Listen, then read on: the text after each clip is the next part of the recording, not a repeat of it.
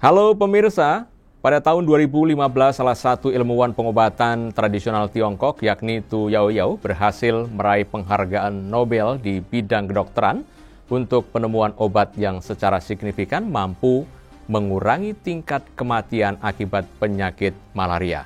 Nah, penemuan tersebut memang ditemukannya setelah mempelajari tentang obat herbal tradisional, di mana diketahui bahwasanya obat tradisional Tiongkok ini menggunakan suatu tanaman yang bernama sweet wormwood dan atau dikenal dengan istilah baru Tiongkok atau rumput gajah untuk mengobati demam.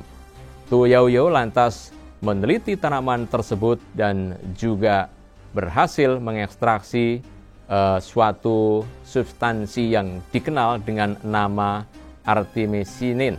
Dan artemisinin ini merupakan komponen yang dapat ditemukan pada tanaman sweet wormwood dan juga dipercaya begitu ya dapat mencegah penyebaran parasit malaria tersebut.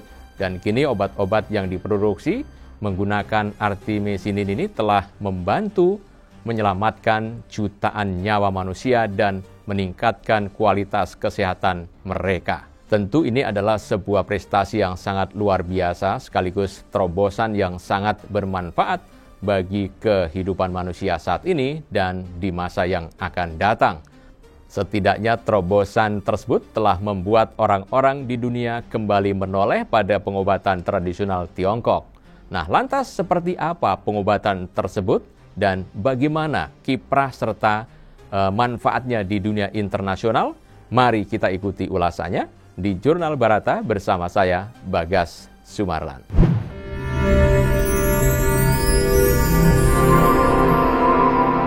Jurnal Barata.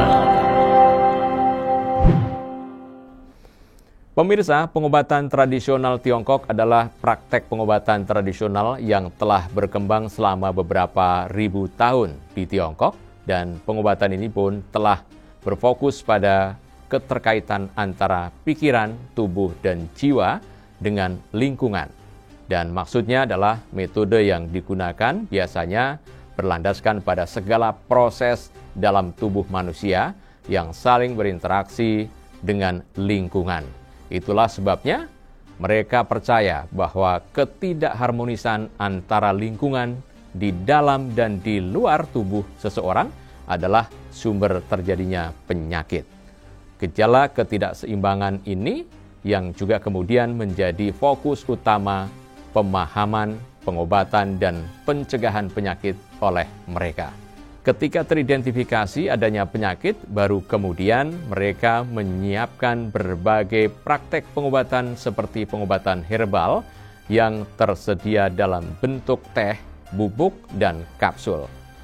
Akupuntur dengan memasukkan jarum yang sangat halus ke kulit, kemudian moksibusi dengan cara membakar herba kering di dekat kulit, bekam yaitu terapi dengan cangkir panas untuk menciptakan hisapan pada kulit, dan juga terapi pijat atau tuina yang juga menggunakan letak meridian tubuh sebagai panduan, serta masih banyak lagi yang lainnya.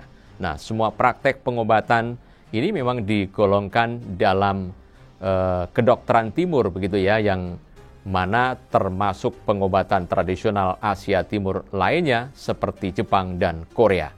Nah, teori yang digunakan dalam pengobatan ini didasarkan pada beberapa acuan filsafat termasuk teori Yin Yang, 5 unsur atau Wu Xing, sistem meridian tubuh manusia atau Jinglo, teori organ Zhang Fu, dan lainnya. Nah, ini mulai mengapa diagnosis dan perawatan pada beberapa kasus tertentu dirujuk pada teori tersebut.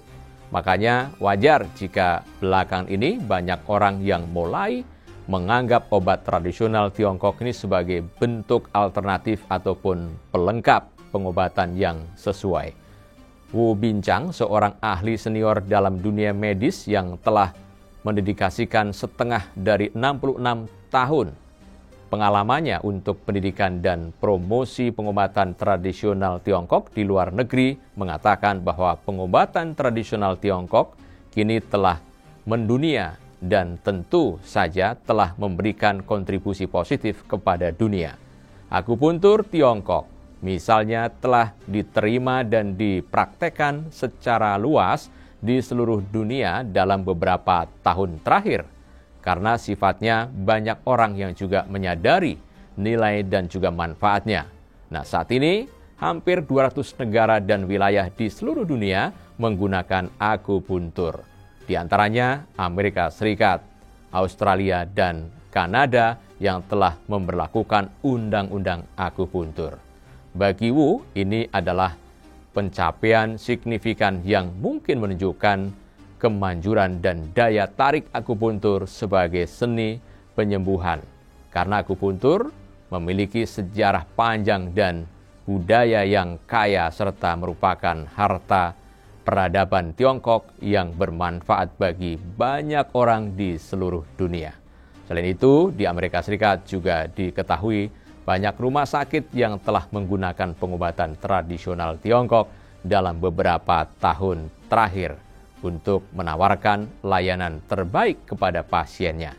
Nah, sistem penyembuhan holistik alami ini termasuk terapi herbal, akupuntur, pijat, dan bekam nyatanya semakin diterima di kalangan masyarakat Paman Syam. Contohnya seperti legenda renang Michael Phelps dan juga beberapa selebriti lainnya seperti Jennifer Aniston dan juga Gwyneth Paltrow yang juga telah membantu mempromosikan beberapa teknik pengobatan tradisional Tiongkok termasuk bekam. Michael sendiri diketahui memenangkan medali emas di Olimpiade Rio dengan bekas kemerahan dan berbentuk bulat di punggung dan bahu yang juga merupakan bekas bekam. Lalu mungkin saja terapi itu digunakan oleh Michael untuk mengatasi kelelahan pada otot lantaran ada riset yang mengatakan bahwa bekam ini mungkin efektif untuk menerapi otot atlet yang kelelahan.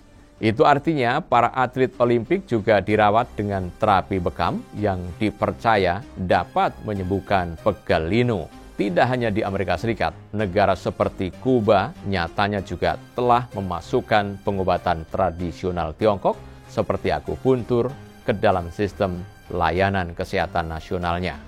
Di Asia, negara-negara seperti Thailand, Singapura, Indonesia, dan Korea Selatan juga telah memberikan status hukum akupuntur.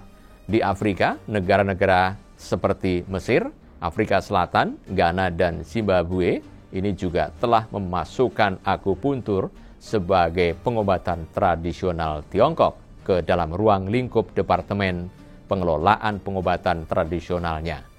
Prestasi ini, kata Wu, adalah sepenuhnya menunjukkan pesona dan nilai akupuntur sebagai pengobatan tradisional Tiongkok, sekaligus membuktikan bahwa akupuntur sebagai pengobatan tradisional Tiongkok adalah kekayaan penting bagi kesehatan manusia. Saat ini, pengobatan tradisional Tiongkok sudah dijadikan jurusan kuliah dan tidak hanya di negara Tiongkok serta Asia, melainkan juga di negara-negara Barat.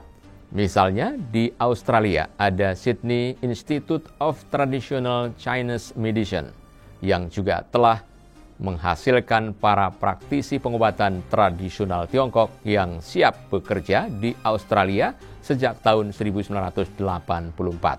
Indonesia juga diketahui terdapat beberapa perguruan tinggi yang juga menerapkan jurusan pengobatan tradisional Tiongkok untuk menjadi praktisi di bidang tersebut.